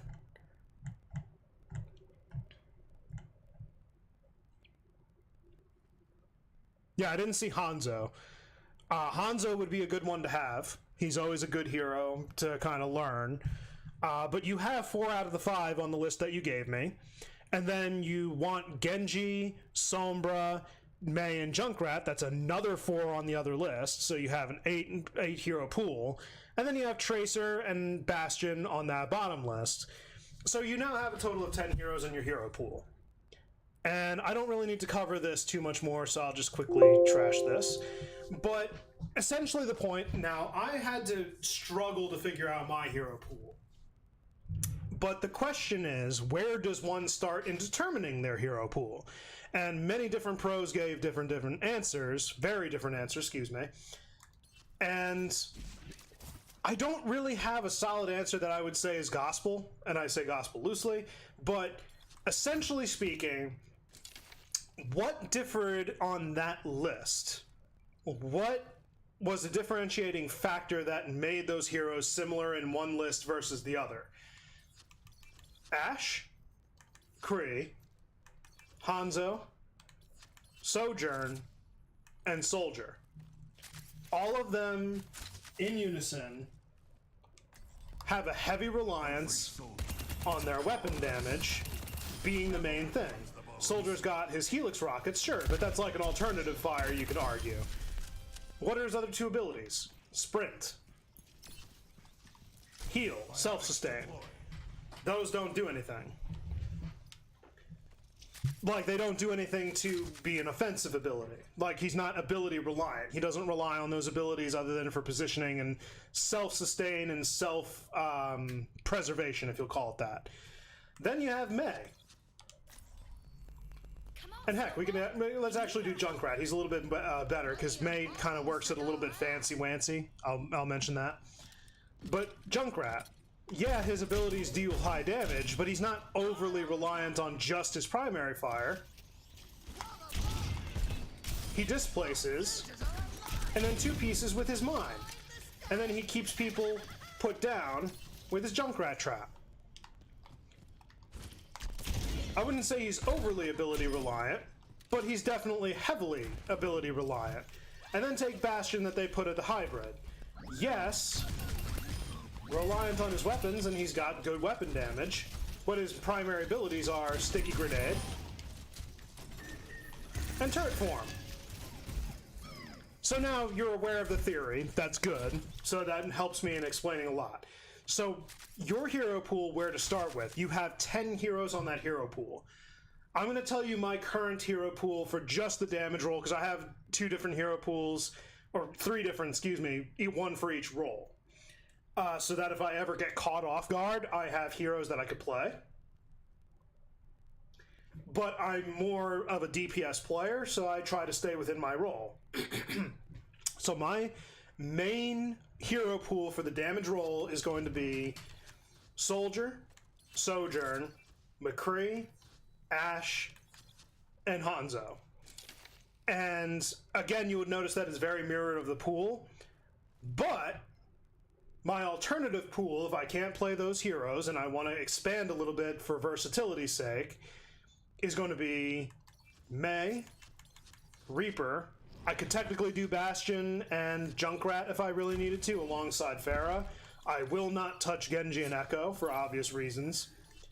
Sombra is kind of not on my pool. I'm still learning her abilities and it just doesn't feel comfortable for me, so I wouldn't risk that. I do not touch Symmetra and Torbjorn. And I do play Widow, and I do play Tracer, but they are no longer my main deals of damage, because they nerfed Widowmaker into the ground with her distance, so she's no longer as effective as some other heroes like Ashe and like Sojourn. And then I just recently put Tracer back on because it's like, oh hey, she can get really good value now that she's no longer bugged. It's actually kind of fun. So you have a decently sized hero pool, and I do too, but I know where my primary heroes lie. And that should be the basis of your pool. What are the ones that, like, if you had to pick maybe the top 5 that you would pick on the go because you are most confident that you can get the most value from them, who would those be? I could tell you right now that my highest valued ones are going to be Soldier, it's going to be McCree, it's going to be Mei. Crap. I could tell you it's going to be Reaper, and then any combination at the last one between Sojourn, Ashe, and Hanzo. And only those 3 at the last ones, because I'm still learning them. I haven't touched them for a long time, and then I recently, within the last month or 2, picked them up. It's very quick. It's actually very easy to learn them. And again, they're heavily reliant on their aiming abilities, so I already have experience with Soldier. I just need to practice. Oh, he's a tank, that's right. So now it's a matter of... Oh, missed that one. Slipped on a finger there. But that would be it. Basically, how do you determine your hero pool now? Who are the top 5 that you would most likely pick in a given situation? Just pick the top 5, like, oh, if I can't pick you, who do I pick? If I can't pick you, who do I pick? If I can't pick you, who do I pick? And let that be your primary hero pool. And that kind of joins in with the conversation of counterplay. Because counterplay is not as prominent in Overwatch 2 as it was in Overwatch 1. There is still existent, and this one kind of goes into a slightly hot or spicy take, I'll gladly admit it. Or maybe it's just based, or maybe it's just a bad take. I don't know. Like, troll me in the comments for it, but counterplay still exists in the game. It's just not as heavily influenced over the game. And even though it still exists, it is not as prominent as you would think. So, Soldier 76. One could argue that D.Va counters Soldier 76 because of her defense matrix and her ability to burst down heroes very quickly like that. Like, she can eliminate Soldier very quickly, even with his healing station, she could eliminate him. Let's go back into here. But then you could also argue Mei is a counter to D.Va. Because what can D.Va block from Mei's kit?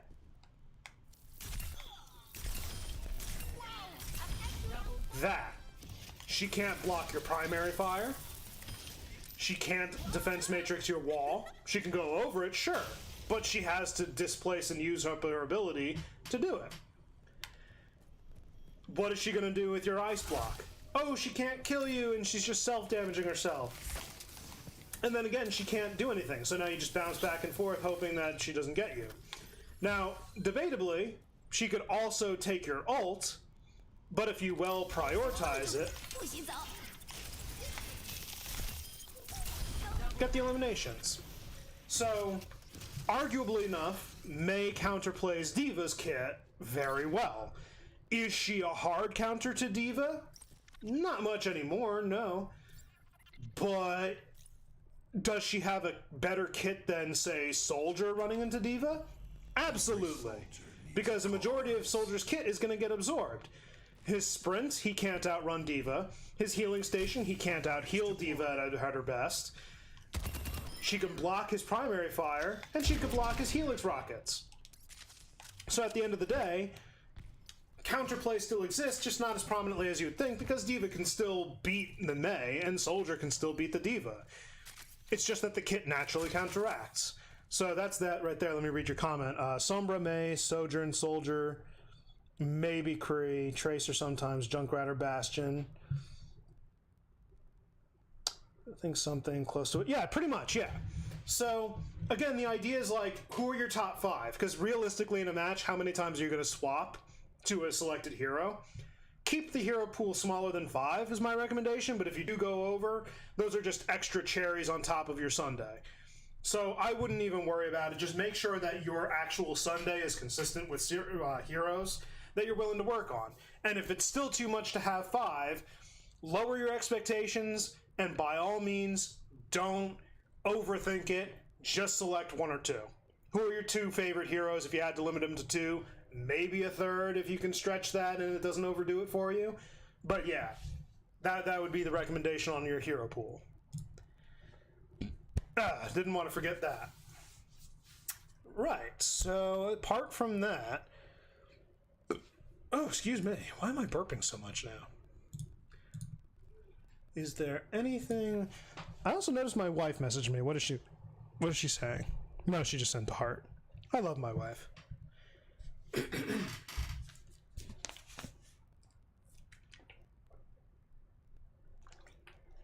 Amazon delivered one of my packages. I should probably go get that soon. You know what? It'll give me a break for my vocals. So give me like 2 seconds. I'll be right back. I'm not going for good just yet, but I need to rest my voice anyway and grab something from my door. So I shall be right back.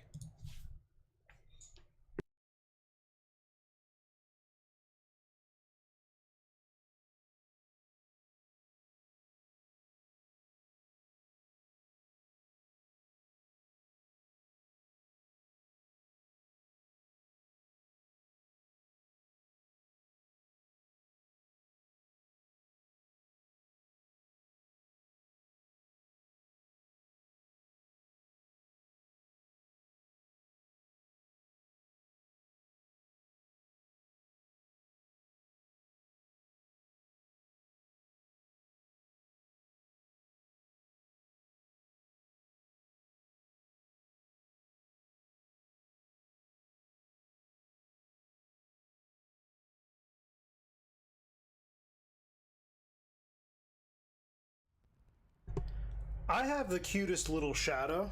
So my daughter's supposed to be napping, and I walk out to go get the thing at the door, like I just mentioned, because I didn't want to leave it there. And I walk back, and she's just standing at her door, like big, beautiful eyes that just make me want to go up to her and be like, "Oh, you're so freaking cute." But no, you need to nap for like another hour. She looks very tired too. She's gonna probably fall asleep late. But what was at the door was one of her movies, so she gets to enjoy herself this evening. Okay, let me see. Don't really care. What is this?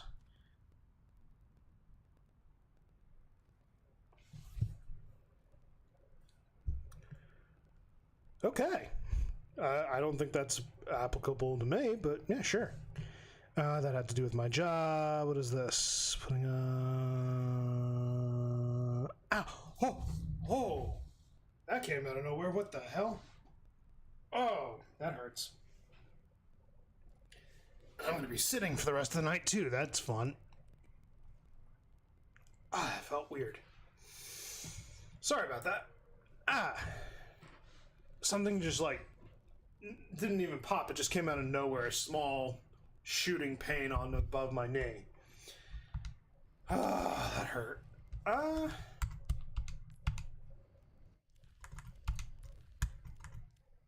Yeah, let's also talk about one more thing while I'm still here. I'm going to play a little bit so that I can get some gameplay out of the way. But one big takeaway is using the tools on your tool belt. A lot of people will tell you that the right ways to do things are trying to limit you to doing certain things. When it comes to warming up your aim or doing anything, utilize the tools on your tool belt. I play this game mode when I want to completely turn my brain off, and yeah, there's a little competition, sure. I don't want it completely easy. I don't want to just run over the enemy team. But I turn my brain off and I'm like, okay, I'll play Soldier, or I'll play Sojourn, or whatever. I'll just do whatever. But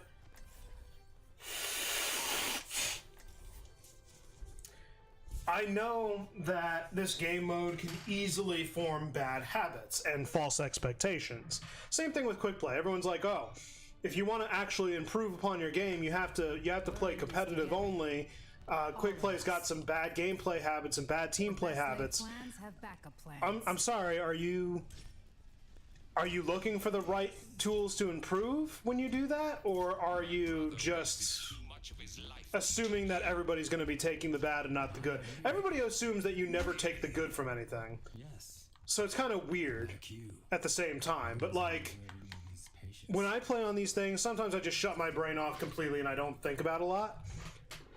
But, let me turn you down. 5, Here's an example. 3, 2, 1. Attack commencing.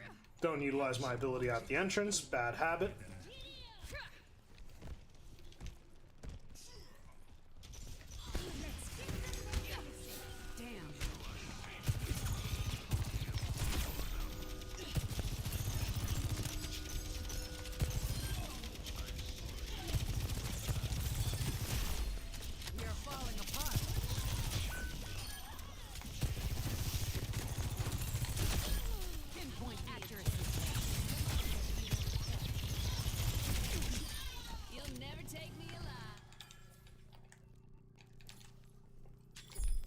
I'm experimenting with the aim ease in on Sojourn. Let me try turning it off for a minute.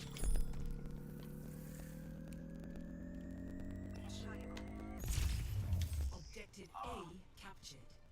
Escort the payload. Clear the payload's path.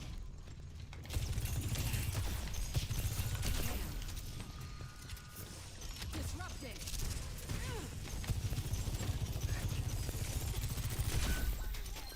Can't handle the heat. Stay out of my way. I'm on fire. Ah, I thought I could melee her before she killed me. That's my fault. Thank you. Thank you. Come on, Vivian. Get yourself together. My ultimate is charging. Yes.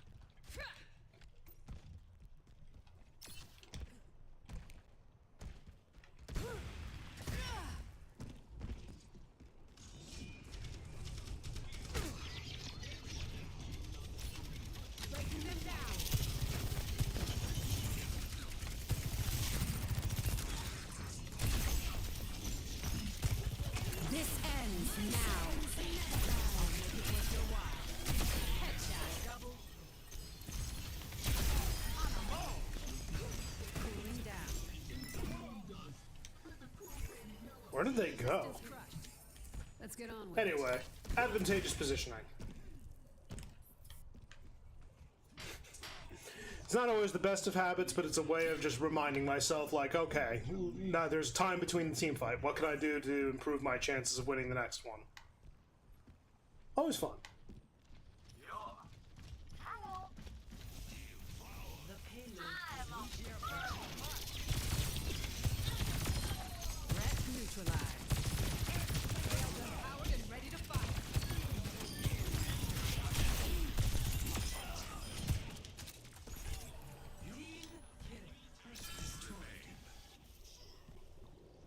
Thanks. Ah, no! I should have waited. That moon dust is actually sand, painted white. No! I think Can't handle the heat. Stay out of my way. Get in there, Bob.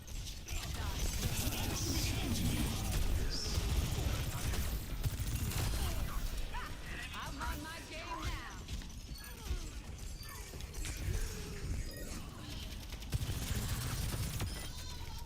Hey, 25% for the next team fight.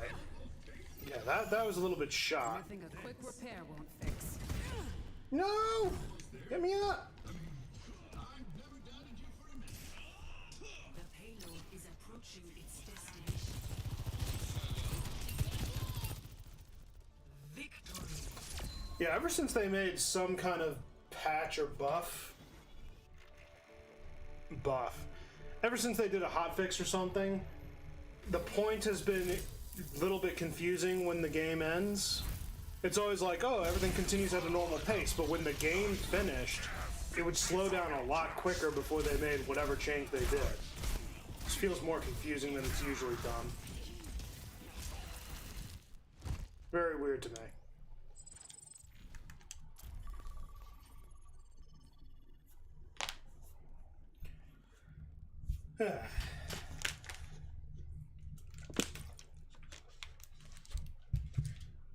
Man, I'm so mentally shot.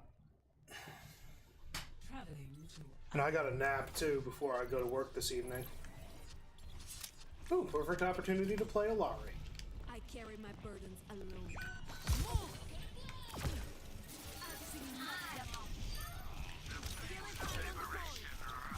I'm moving the payload.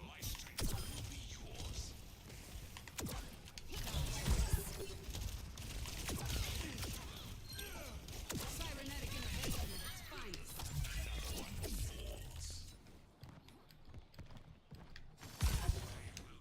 Thanks. Stay near my pylon. You bet. Fight for myself. I never have.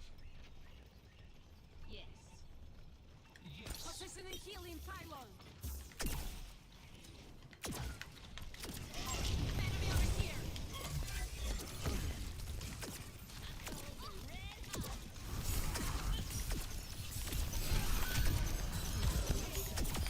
It's just like training.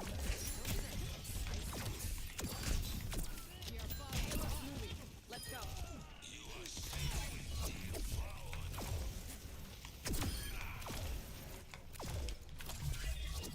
Bob's almost ready. Ah, I missed it. has reached the checkpoint. Healing pylon deployed.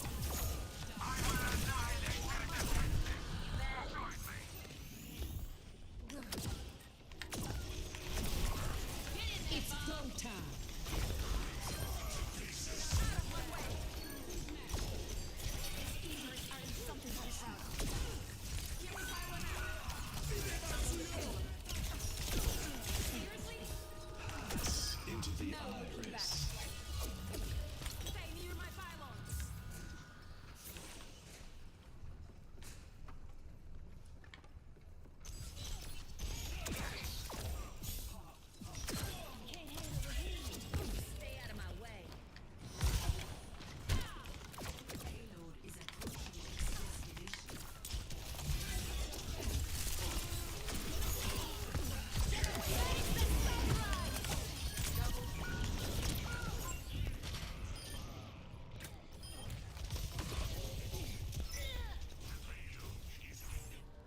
Nice. Victory.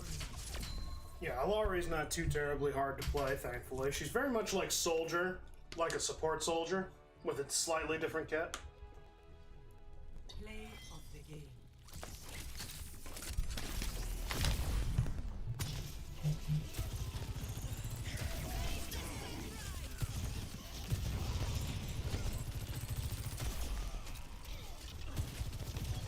Yeah, I'm gonna relax my brain right now. I'm starting to shut down, and it's mainly due to exhaustion. I'll play one more, just for the sake of saying I did something with you guys here. But I'm gonna have to go and just take a quick power nap before I go drive to get my wife. Not even an hour. Prepare your defenses. I'll go Widow, why the hell Select not? your hero. If Widow starts failing me, I'll go Soldier. What's this email?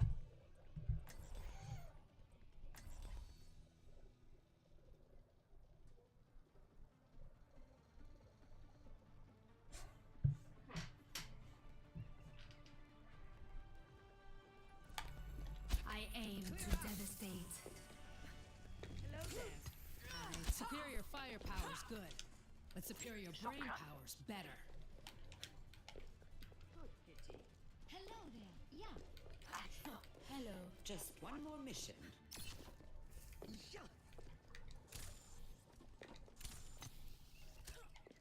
Take care of each other out there. Prepare for the sex. Greetings. Just what I needed. Go on. I can wait.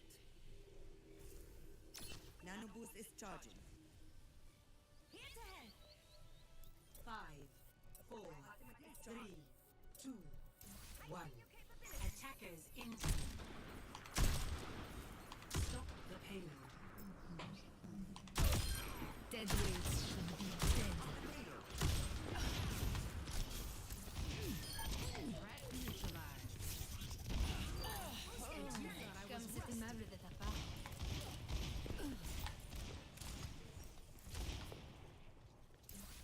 I'm Dinah Zeiter. Thank you. I'm a powerful ally. Won't you come out for me? Monstering you. Ahlan. I'll cast a spell on you. Thank you. Area denial. Yes. Watch here. Merci. Over here.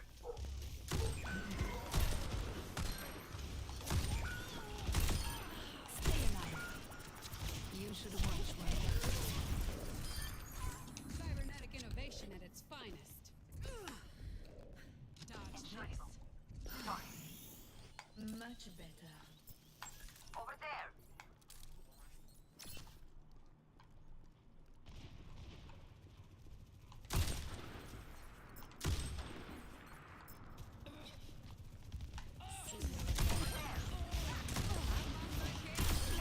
Now I truly feel alive.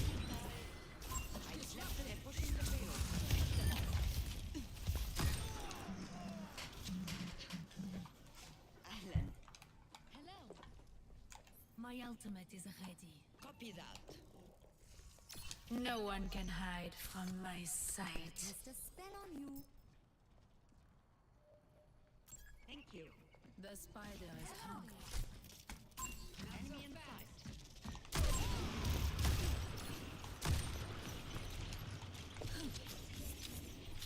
It's go time.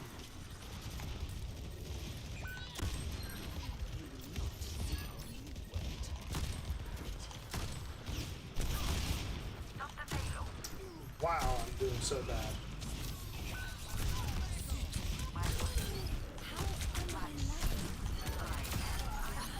So bad, but still remained calm. Sorry.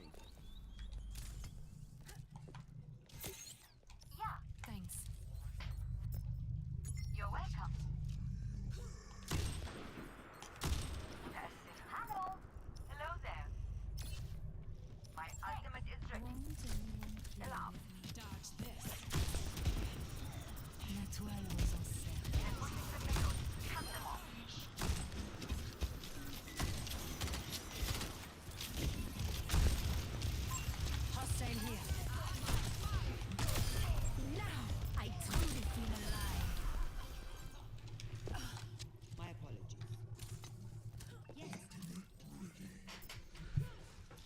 Nifty. Wait, Brigido is still alive? I can Get in there and I'll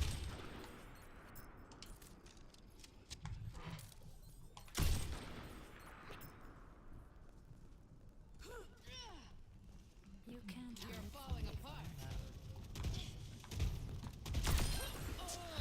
Hubris. Heroes never die. Administered. Stop me.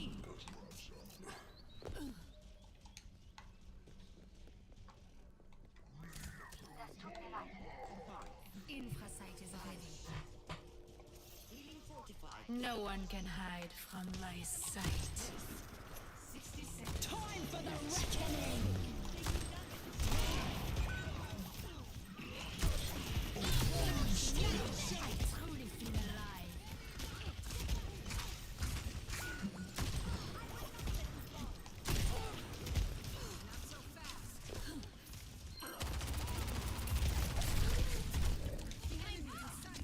It's go time. I need healing. 30 seconds remaining. Just as predicted. Keep them off a little longer.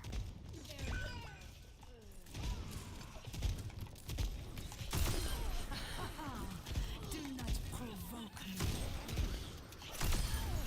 How thrilling. 10 seconds remaining.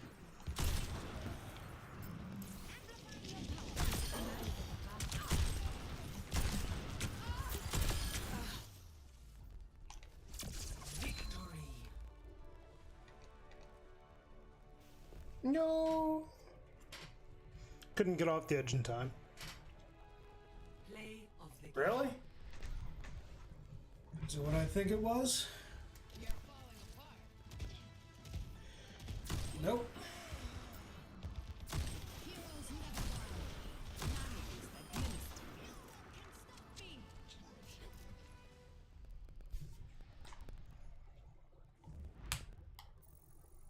Stop me.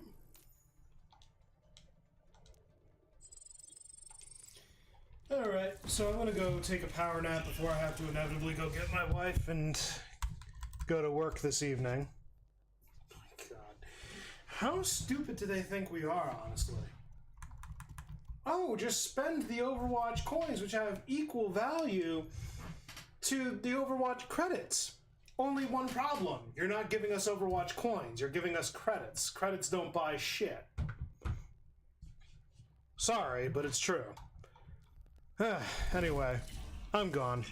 I hope everybody enjoyed the stream, and I'll be putting out the VOD. I don't really have time tomorrow, unfortunately, or even the weekend for that matter of fact. I'll see what I can do at the beginning of the week on Monday, but no promises on that because I think my shift extends over a little bit past the weekend, so I'll do what I can, but I'll be putting up whatever I can whenever I have a free moment.